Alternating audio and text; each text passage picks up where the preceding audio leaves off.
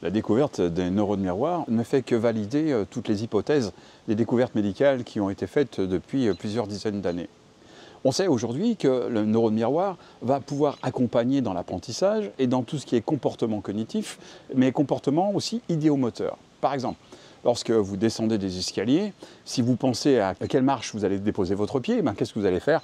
Vous allez vous arrêter ou vous allez trébucher. Parce que votre système automatique qui sait faire, voit des escaliers, sait exactement quel programme il va mettre en place. Ce système idéomoteur ne fonctionne que si vous l'avez déjà fait ou que si vous savez comment vous allez faire. Le cerveau, en fait, ne reconnaît que ce qu'il connaît. Ça veut dire que le neurone miroir va se mettre en place que s'il connaît, qu'il l'a déjà vu faire, qu'il l'a déjà répété ou qu'il l'a totalement intégré et encodé au niveau cognitif. Lorsque votre cerveau est stimulé, le stimuli va passer par la recherche de la connaissance que va avoir son cerveau, c'est-à-dire amygdale, hippocampe sur la mémoire à long terme, pour aller rechercher la dernière fois où il a eu ce stimuli et quel comportement il a mis en place. Maintenant, s'il ne le connaît pas, il va rester figé parce qu'il n'a pas de solution. On va donc se retrouver dans le système primaire, on fige, on combat ou on se sauve. Le neurone miroir va donc être tous les jours employé comme une mécanique inconsciente, automatique de tout ce que vous avez déjà vécu ou vous avez pu observer pour pouvoir le reproduire.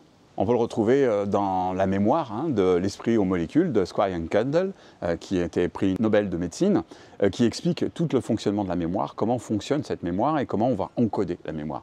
Un livre que je vous conseille fortement. La connaissance, ça se partage, c'est la seule chose qui se multiplie quand on la donne, donc profitez-en pour que l'algorithme de YouTube puisse le partager à d'autres. Un clic j'aime, une petite cloche, c'est important.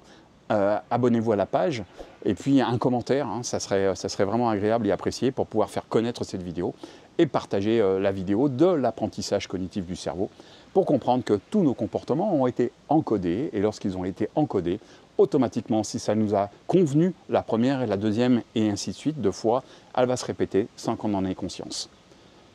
A très vite et faites confiance à cette partie qui sait.